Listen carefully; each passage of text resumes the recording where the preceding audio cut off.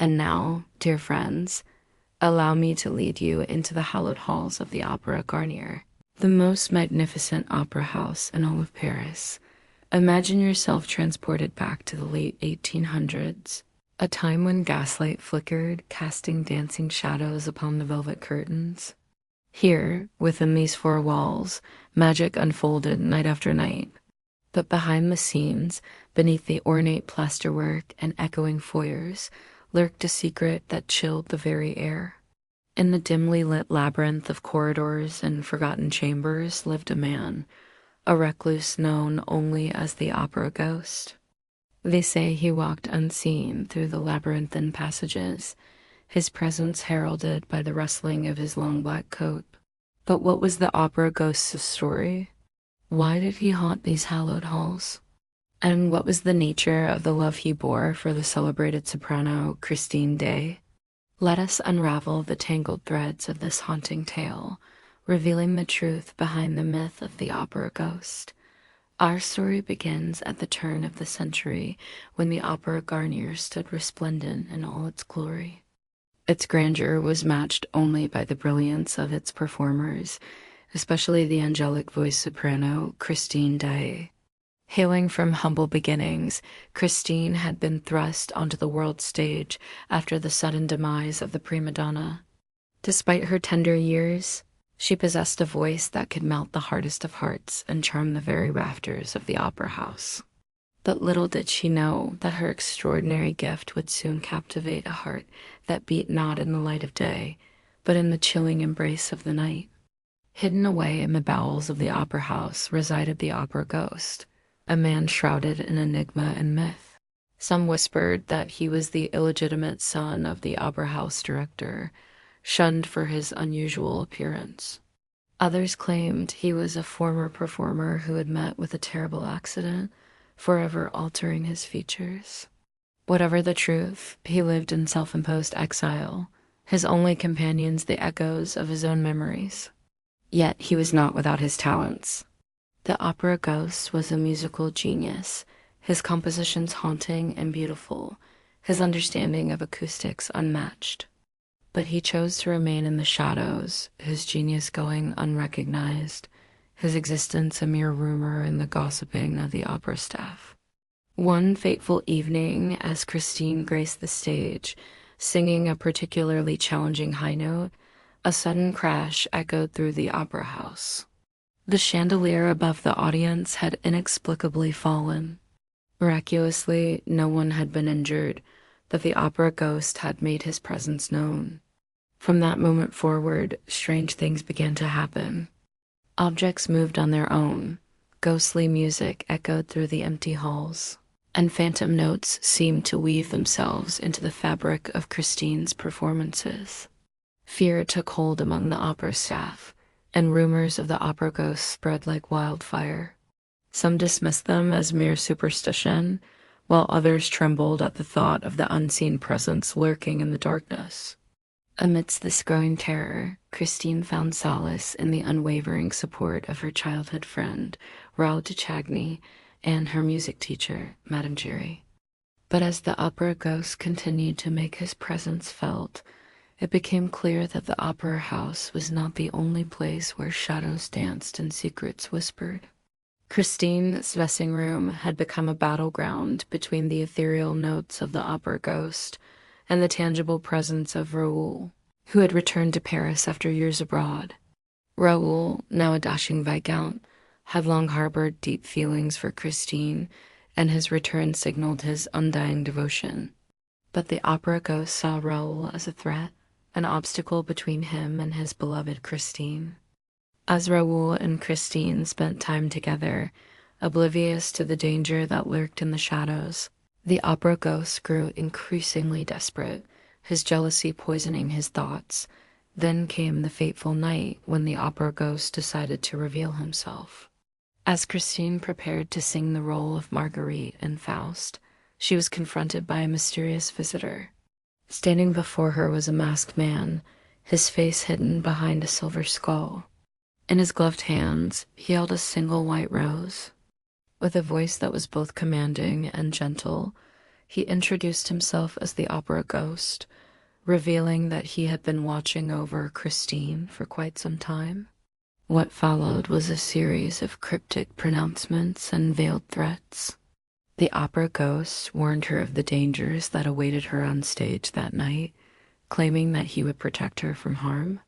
Then, just as mysteriously as he had arrived, he vanished, leaving Christine both intrigued and frightened. But the opera ghost's theatrics were not limited to the realm of words alone.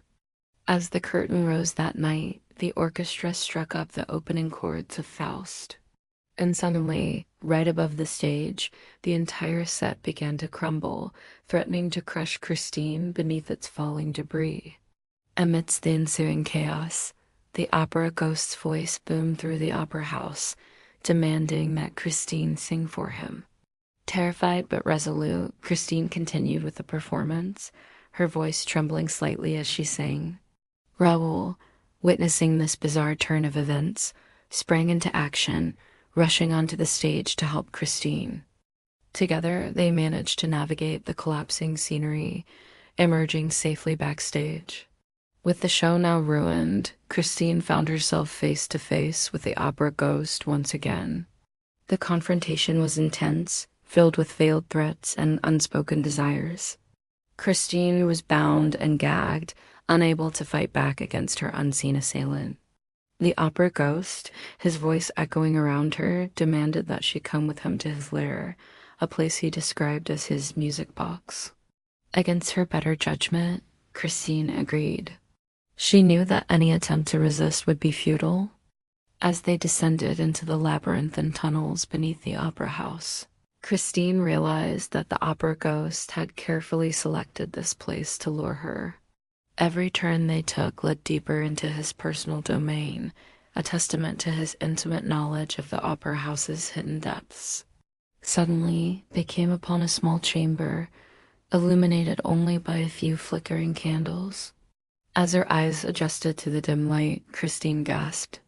Before her lay an entire music room, complete with a grand piano and sheet music scattered across a music stand.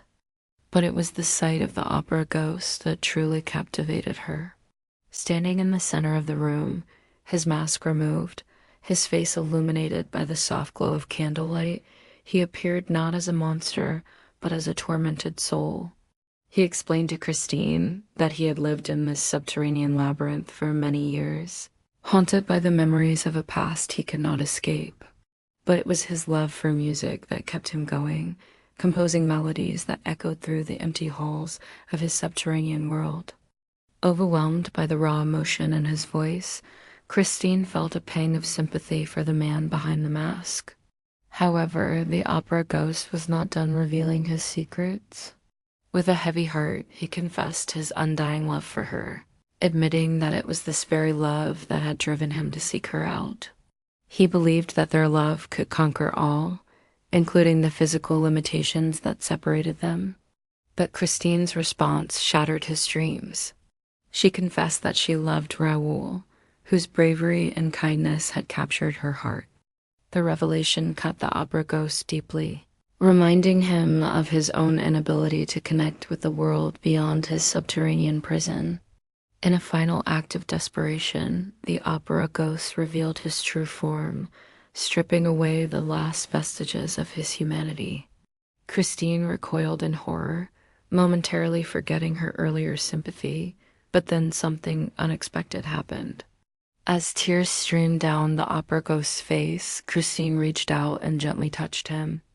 In that instant, she saw not a monster, but a broken man yearning for compassion. And so, Christine did something that surprised even herself.